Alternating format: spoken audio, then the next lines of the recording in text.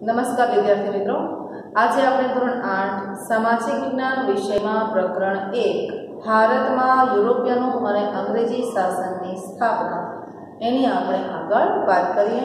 આપણે આ અગાઉના લેક્ચરમાં ભારત દેશની અંદર વેપારી તરીકે આવનારી પ્રજા શાસક કઈ રીતે બની અને અંગ્રેજ સત્તા સર્વોપરી કેમ બની એના વિશે સમજ્યા હતા। અને અંગ્રેજી શાસન જે હતું એ અંગ્રેજી શાસનના વહીવટી તંત્રની આપણે વાત કરતા હતા। તો આ અંગ્રેજી શાસનનું જે વહીવટી તંત્ર છે એની અંદર સરકારી માળખું શું હતું, સરકારી માળખામાં કઈ કઈ બાબતો સમાવિષ્ટ હતી, અલગ અલગ સનદી નોકરીઓ સુધીની આપણે સંધિ સેવાઓ જે અપાતી ત્યાં સુધીની બાબત આપણે સમજ્યા હતા। આજે આપણે બીજા સરકારી માળખાના અન્ય મુદ્દાઓ વિશે ચર્ચા કરીશું, જેમાં આપણે પ્રથમ ચર્ચા કરીશું લશ્કર વિશે।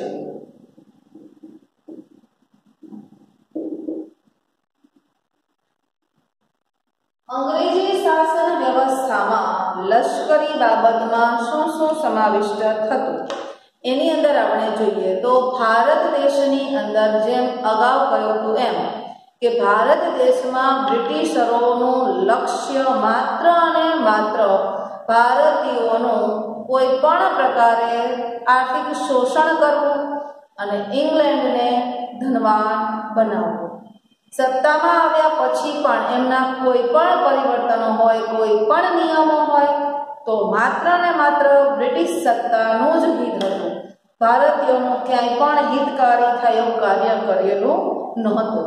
એ ગમે પરિવર્તન કરે તો પણ છતાં અંતે તો એમનો હેતુ બ્રિટિશ સત્તાને સર્વોપરી બનાવવાનું જ હતું અને ભારતના ભોગે ઇંગ્લેન્ડને સમૃદ્ધ બનાવવું। હવે લશ્કરની નીતિ જે હતી ભારતીયોની કે ભારત દેશની અંદર જે લશ્કરી નીતિ અપનાવી એ લશ્કરી નીતિમાં પણ માત્ર લક્ષ્ય શું હતું, ભારતને જીતવું અને ભારત દેશની અંદર જે આંતરિક વિદ્રોહો થાય તે વિદ્રોહોને દબાવી દેવા અને પોતાની સત્તા જે છે એ પોતાની સત્તાનું આધિપત્ય જમાવી રાખવું અને ભારતની અંદર આવેલી જે બ્રિટિશ સત્તા હતી એ સત્તાનો વિસ્તાર કરવો। અંતે તો માત્ર તેમનું જ સારું થાય એ જ હેતુથી તેમણે અલગ અલગ પરિવર્તનો કરેલા, જેમાં લશ્કરી નીતિમાં એનું લક્ષ્ય શું હતું તો એમનું લક્ષ્ય હતું ભારત જીતી લેવું,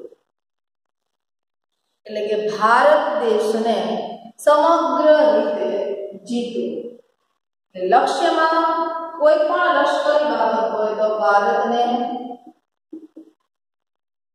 જીતવાનું અને સાથોસાથ ભારતની અંદર જે આંતરિક વિદ્રોહો થતા એ આંતરિક વિદ્રોહોને દબાવવા।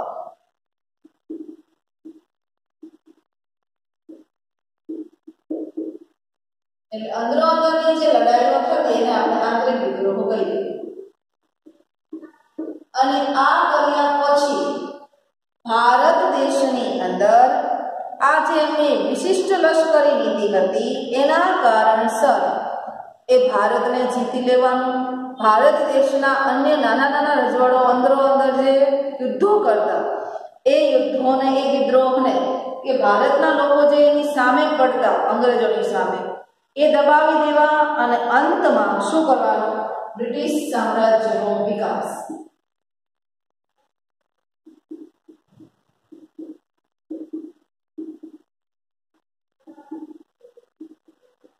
આ જ એમના મૂળ હેતુ, મૂળ લક્ષ્ય હતા। હવે આ જે એમણે લક્ષ્ય લશ્કરી નીતિમાં નક્કી કરેલું એ લશ્કરી નીતિ જે એમણે અપનાવી, એમનું જે લક્ષ્ય નક્કી કર્યું એ લક્ષ્યમાં તેઓ સફળ થયા। કંપનીની અંદર જે ભારતીય સૈનિકો હતા એ ભારતીય સૈનિકો જે છે તે અને સાથોસાથ જે અંગ્રેજો હતા એ અહીંયા પણ એમની ભેદભાવ ભરી નીતિ અસ્તિત્વમાં હતી. કંપનીની અંદર અનેક ભારતીય સૈનિકો હતા. ભારતીય સૈનિકો ઘણા હતા, ખૂબ જ, પરંતુ ઉચ્ચ અધિકારીઓ હોય તો એ માત્ર અંગ્રેજો.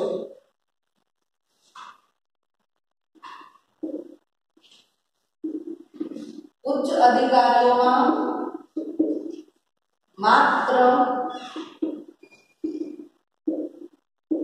અંગ્રેજો જ હતા.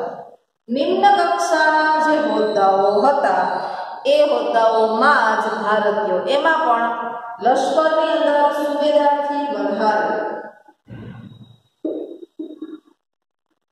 સુબેદારના હોદ્દા સુધી જ લશ્કરમાં ભારતીયો હતા.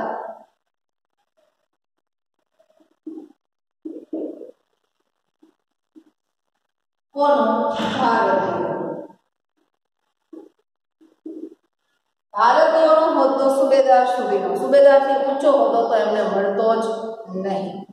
અહીંયા શું હતું કે લશ્કરની અંદર સૈનિકો ભરતી થાય તો એમને સૈનિકોને નિયમિત પગાર મળતો હતો.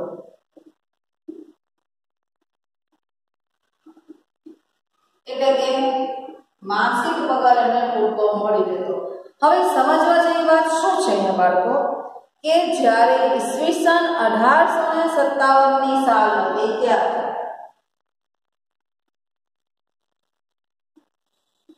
ઈસવીસન 1857 ની સાલમાં આ જે લશ્કર છે એ કંપનીના લશ્કરની અંદર ભારતીય સૈનિકો વધારે હતા અને અંગ્રેજ સૈનિકો ખૂબ જ ઓછા હતા. હવે લશ્કરનું કુલ સૈન્ય જોઈએ તો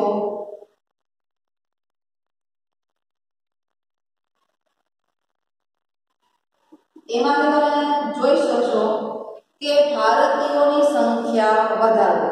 આ જે કુલ સંખ્યા હતી લશ્કરની 3,11,400 એટલા સૈનિકો હતા. હવે આટલા સૈનિકોમાંથી ભારતીય સૈનિકો કેટલા?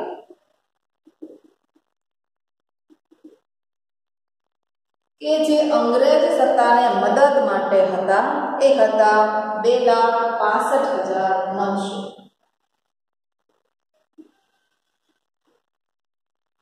તો વિચાર કરો કે આ જે બ્રિટિશ લશ્કર હતું એની અંદર ભારતના જ સૈનિકો વધારે હતા, નહીં કે અંગ્રેજ સૈનિકો વધારે હતા. 3,11,400 જેટલી સંખ્યાની અંદર 2,65,900 જેટલા તો ભારતીય સૈનિકો જ હતા. તો એનું કારણ કે એમને નિયમિત પગાર મળતો, પગાર મળી જતો, પોતાનું કાર્ય કરતા. તો આ સૈનિકોએ જો ભારત દેશનું લશ્કરી પગલું અહીંયા બ્રિટિશ સત્તામાં ન જોડાઈને પોતાનું કંઈક અલગ ઊભું કર્યું હોત તો એ શાસન કરતા આજે અસ્તિત્વમાં હોત નહીં. આ એક જાણવાની બાબત છે કે આવડું મોટું લશ્કર, એની અંદર આટલા બધા ભારતીય સૈનિકો અને આટલા બધા ભારતીય સૈનિકો હોવા છતાંય તેઓને સુબેદારથી વધારે ઊંચો હોદ્દો નહીં, ઓછા સૈનિકો અંગ્રેજોના હતા ને તોય ઊંચા હોદ્દા ઉપર. તો આવી ભેદભાવ ભરી નીતિ લશ્કરમાં પણ જોવા મળતી. આ સમયગાળામાં પોલીસ ખાતું કેવું હતું, પોલીસ તંત્ર કેવું હતું, એમાં જોઈએ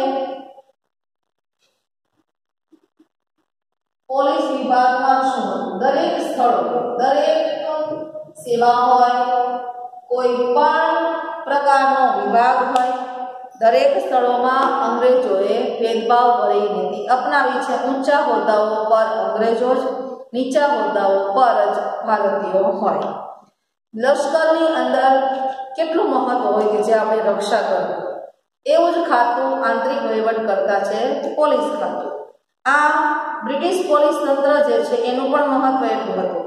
આ ભારત દેશની અંદર પોલીસ તંત્રની સ્થાપના કરનાર ગવર્નર જનરલ કોણ કે ભારતની અંદર કાર્ય કરનારો સર્વોચ્ચ વડો governor general Cornwallis. Governor general Cornwallis જે છે એણે આ પોલીસ તંત્રની સ્થાપના કરેલી. હવે આ ગવર્નર જનરલ કોર્નવોલિસે શું કર્યું કે જે ભારતની પરંપરાગત જૂની જે સામંતશાહી પોલીસ ખાતાનું વહીવટી તંત્ર હતું એ દૂર કરીને એણે શું કર્યું, ભારત દેશની અંદર આધુનિક પોલીસ ખાતાની રચના કરી. આધુનિક પોલીસ ખાતું નક્કી કર્યું. હવે અહીંયા એને અલગ અલગ કક્ષાએ અલગ અલગ અધિકારીઓની નિમણૂક કરી, જેમાં જિલ્લા કક્ષાએ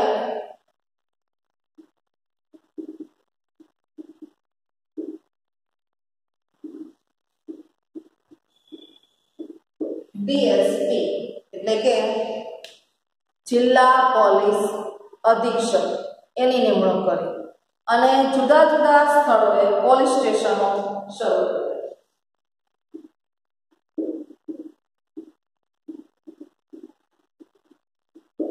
પોલીસ સ્ટેશનો એને બનાવડાવ્યા અને સાથોસાથ એ પોલીસ સ્ટેશનની સાથે એક ફોજદાર પણ નિયમ. હવે શું થાય છે, આ જિલ્લા કક્ષાએ જે કંઈ અલગ અલગ પોલીસ સ્ટેશનો જુદા જુદા સ્થળોએ નિમ્યા એટલે ફોજદાર હતો અને ગામડાઓની અંદર શું, તો ગામડાઓમાં ચોકીદાર.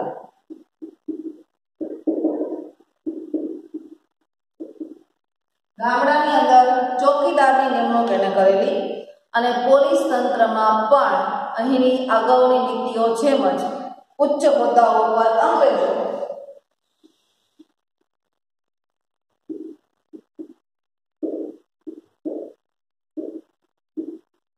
અને પોલીસ ખાતાની અંદર પણ સિપાઈ કક્ષાએ સિપાઈ એટલે કોન્સ્ટેબલ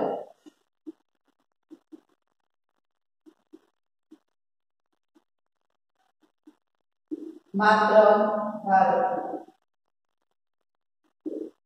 એટલે કે નીચા હોદ્દાઓ હોય ત્યાં ભારતીયોને ઉચ્ચ પ્રકારના હોદ્દા હોય ત્યાં અંગ્રેજો રહેતા.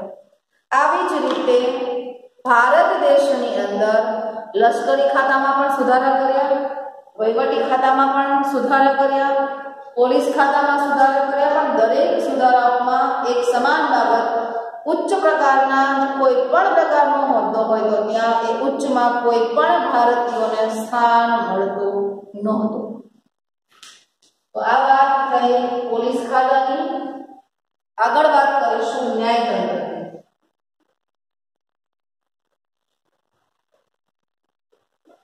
ન્યાયતંત્રમાં શું, તો ભારત દેશની અંદર ન્યાયતંત્રની શરૂઆત કરનારો હતો વોરન હેસ્ટિંગ્સ.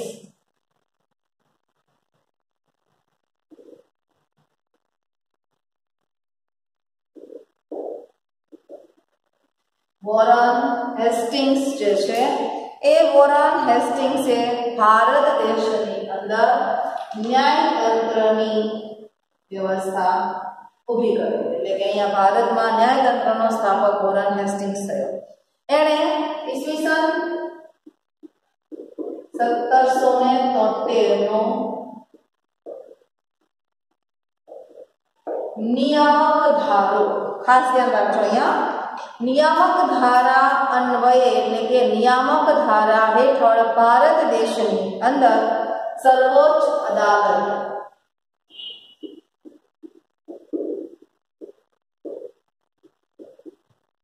ભારત દેશની અંદર સર્વોચ્ચ અદાલત સ્થાપિત. પ્રશ્ન પૂછાય કે સર્વોચ્ચ અદાલત કયા ધારા અન્વયે સ્થાપવામાં આવી, તો ઈસવીસન 1773 નો નિયામક ધારો જે છે એ નિયામક ધારા હેઠળ આ સર્વોચ્ચ અદાલતની સ્થાપના કરવામાં આવી. અંગ્રેજોએ ન્યાયતંત્રની અંદર દીવાની અને ફોજદારી એમ બે પ્રકારની અદાલતો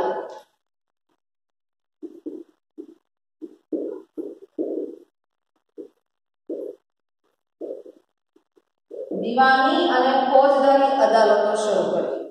હવે આ અદાલતો એટલે કોર્ટ જે આપણે કહીએ છીએ તે કોર્નવોલિસે વોરન હેસ્ટિંગ્સે ન્યાયતંત્રની સ્થાપના કરી, પણ કોર્નવોલિસ જે છે જેણે પોલીસ ખાતાની અંદર પણ એની સ્થાપના કરેલી એ કોર્નવોલિસ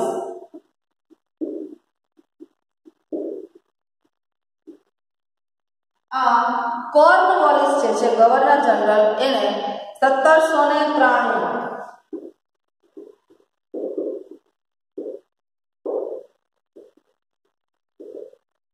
ન્યાયતંત્ર જે છે એ ન્યાયતંત્રની અંદર બહુ મોટા પરિવર્તનો કર્યા.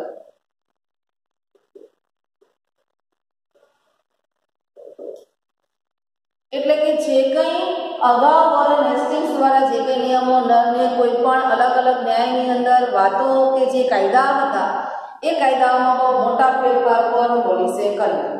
હવે આ કોર્નવોલિસ જે છે આ કોર્નવોલિસે જે મોટા ફેરફારો કર્યા એ ફેરફારોની અંદર શું થયું એમાં જોઈએ તો એણે 4 પ્રાંતીય અદાલતો શરૂ કરી.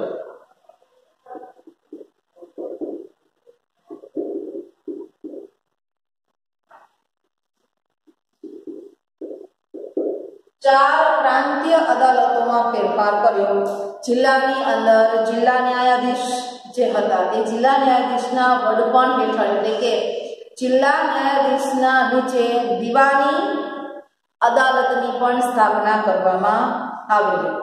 હવે જિલ્લાની અદાલતો છે એ અદાલતો ઉપર દીવાની અદાલતો જે હતી એ દીવાની અદાલતો સ્થપાણી. હવે આ સમયગાળા દરમિયાન જિલ્લાનું જે ન્યાયાલય હતું, જિલ્લાની જે કોર્ટ હતી એની નીચે રજિસ્ટર અદાલતો મૂકવામાં આવેલી અને પછી તાલુકા અદાલતો સ્થપાઈ.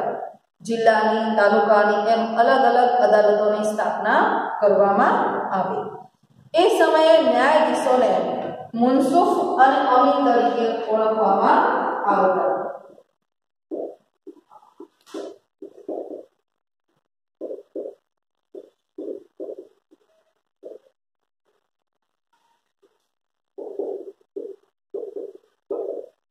તો આ ન્યાયાધીશો જે છે એ ન્યાયાધીશો ભારતીયો હતા. પણ હા, ન્યાયાલયની અંદર ભારતીયોને સ્થાન તો મળ્યું, પરંતુ એ સ્થાન પણ નિમ્ન કક્ષાએ.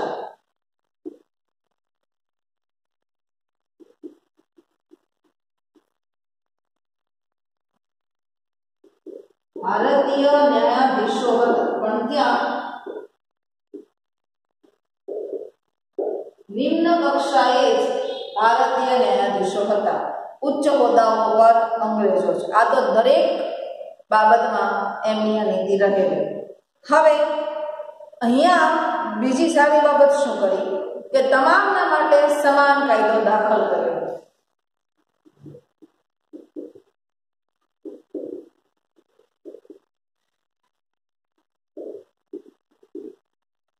દરેક માટે સમાન કાયદાની જોગવાઈ. એ સમયે હિન્દુ અને મુસ્લિમ એમ અલગ અલગ કાયદાઓ હતા.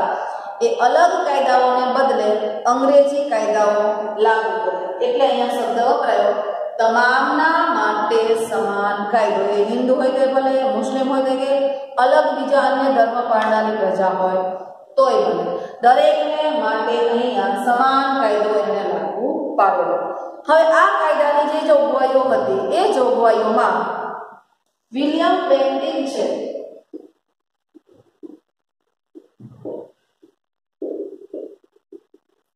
આ વિલિયમ બેન્ટિકે ભારતીયોને ન્યાયાધીશની અંદર ન્યાયતંત્રમાં ઉચ્ચ હોદ્દાઓ પર એમને નિમવા જોઈએ એ ઉચ્ચ હોદ્દાઓનું આપવાનું કાર્ય વિલિયમ બેન્ટિકે કર્યું.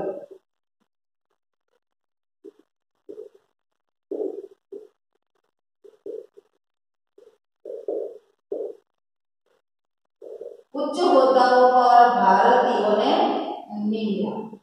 આ વિલિયમ બેન્ટિકને પણ સુધારાવાદી તરીકે ઓળખવામાં આવે છે કે જેણે ઘણા બધા સુધારાઓ કર્યા. પણ એ સુધારા માટેનો મૂળ હેતુ તો પોતાની સત્તાનો કોઈ પણ પ્રકારે વિસ્તાર કરવો. હવે આ વિલિયમ બેન્ટિકે જે કંઈ સુધારાઓ કર્યા એની અંદર ન્યાયમાં મોટા હોદ્દા પર ભારતીયોને પણ મૂક્યા, પણ સાથોસાથ તેણે હાઈકોર્ટની સ્થાપના કરી કલકત્તા, મદ્રાસ અને મુંબઈ. કલકત્તા એટલે કોલકાતા, મદ્રાસ એટલે હાલનું ચેન્નઈ, કલકત્તા, મદ્રાસ અને મુંબઈ આ ત્રણેય સ્થળોએ હાઈકોર્ટની સ્થાપના તેણે કરી. હવે કાયદાઓ જે હતા એ કાયદાઓ સ્પષ્ટ રીતે લેખિત સ્વરૂપમાં અમલમાં મૂકવામાં આવ્યા અને ઈસવીસન 1833માં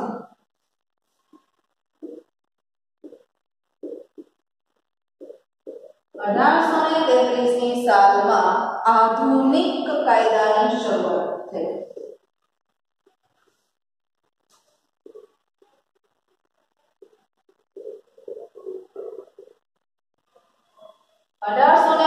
ના સમયગાળ સુધી લેખિત સ્પષ્ટ જે કંઈ કરવાના હતા બધા જ આધુનિક સુધારાઓ 1833માં કરવામાં આવ્યા. આ બ્રિટિશ સરકારે જે કંઈ ન્યાયને લગતી બાબત હોય, કાયદાની બાબત હોય, તે કાયદાની શાસન વ્યવસ્થા એને શરૂ કરી. એની અંદર એક મહત્વની બાબત છે તમામ માટે સમાન કાયદો. આ તમામને માટે સમાન કાયદો જે હતો એમાં જ્ઞાતિ, ધર્મ, કોઈ પણ વર્ગ એ કોઈ પણ પ્રકારનો ભેદભાવ હતો નહીં. સામાન્ય લોકો માટે પણ ન્યાયાલયના દરવાજા ખુલ્લા કરી નાખ્યા. હવે આ બ્રિટિશરોએ જે આધુનિક વહીવટી તંત્ર ઊભું કર્યું એ આજના આધુનિક વહીવટી તંત્રને મળતું આવે છે. ભારત દેશની અંદર આ બ્રિટિશ સામ્રાજ્યને મજબૂત બનાવવાનો જે એમનો ઉદ્દેશ હતો એ ઉદ્દેશ માટે એમણે વહીવટી તંત્રમાં કે દરેક વિભાગમાં જે કંઈ પરિવર્તનો કર્યા એ પરિવર્તનો એ વહીવટી તંત્રનો ભારતીયો લાભ લઈ શક્યા નહીં અને અંગ્રેજો નિરંકુશ રીતે નિરંકુશ એટલે કે એના પર કોઈ પણ પ્રકારનો અંકુશ હોય નહીં એ રીતે ભારતીયો વિરુદ્ધ આ જે કંઈ કાયદાઓ હતા એ કાયદાઓ મારફતે વ્યવહાર કર્યો અને આ બ્રિટિશ શાસનનું જે આવું પગલું થયું એના કારણે ભારતની અંદર એક મોટો અવિશ્વાસ લોકોમાં ઊભો થયો કે હવે તો આ જે પરિવર્તનો છે કે કાયદાઓ છે અંતે તો એમનો હેતુ સરે એ માટેના છે. એના માટે પ્રબુદ્ધ ભારતીયો એટલે કે જે બુદ્ધિશાળી છે, જે ભારતનું ખરેખર શું હિત થવાનું છે કે શું અહિત થશે એ જાણનારો વર્ગ જે હતો તેઓએ આ બધા જ પરિવર્તનો માટેના વિરોધ કરેલો અને એના માટે મહાત્મા ગાંધી જે છે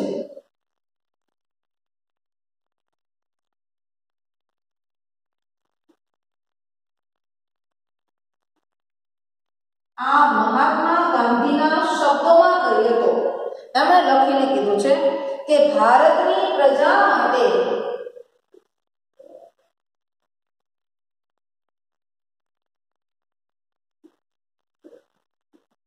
ભારતની જે પ્રજા છે એ ભારતની પ્રજા માટે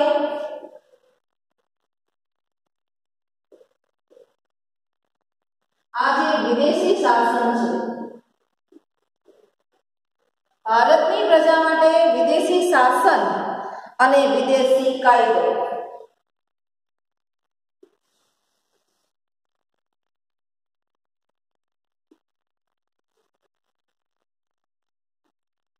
બંને કેવા છે? અસ્વીકાર્ય છે, જેને આપણે સ્વીકારી શકતા નથી.